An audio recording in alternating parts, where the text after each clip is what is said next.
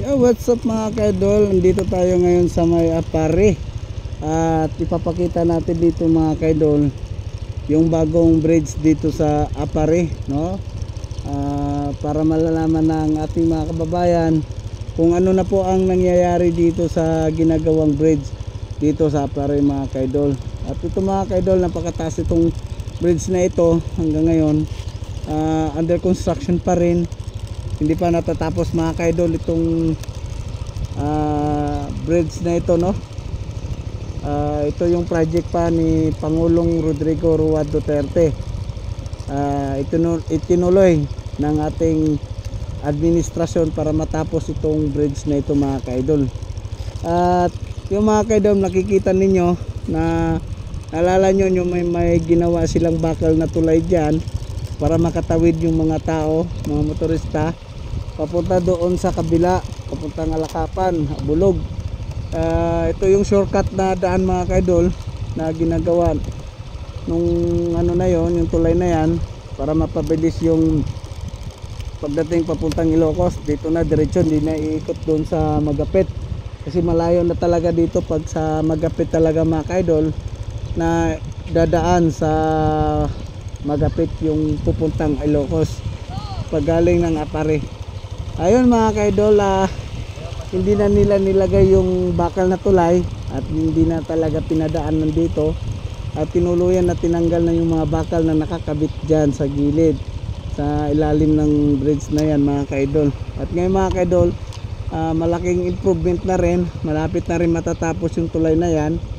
Napakatibay yung tulay na yan mga kaidol. Kung matatapos yung mga kaidol, makikita ninyo solid yung mga nilalagay dyan, no? Tingnan nyo mga kaidol. At ito mga kaidol, ang Cagayan River, no? Ito yung Cagayan River. Kung mamasyal kayo mga kaidol dito sa lugar na to, pagdating ng hapon may mga ano dito, tambayan, no? Maraming ano dito mga kaidol. Kung gusto mong tumambay dito, may mga titinda na street foods, yung mga mag-debate.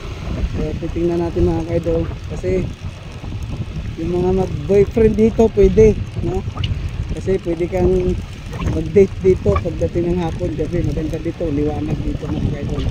Ito ay riverside ng Cagayan, Apare mga kaidol. Marami din nagtitinda dito pagdating ng gabi, mga kaidol, no? Malalaman yung mga kaidol at ipapakita ko sa inyo yung ano dito,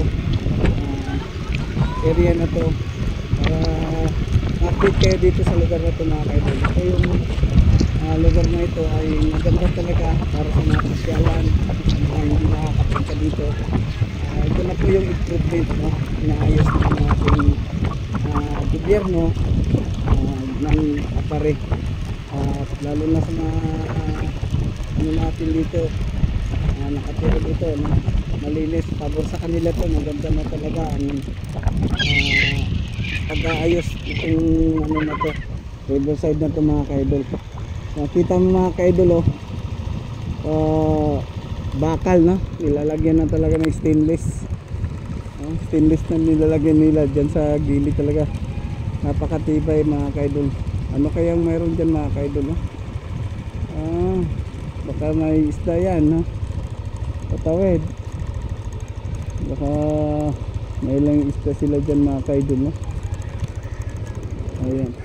So mga kaidol, at hanggang dito lang muna yung update ng ating video ngayon sa araw na ito mga kaidol. God bless po sa ating lahat mga kabayan. Don't forget follow and like and share and follow, subscribe sa ating Hunters TV 012 mga kaidol. Huwag kalimutan mag-subscribe para update kayo sa mga adventure natin dito sa Cagayan mga kaidol. Maraming salamat. God bless sa ating lahat.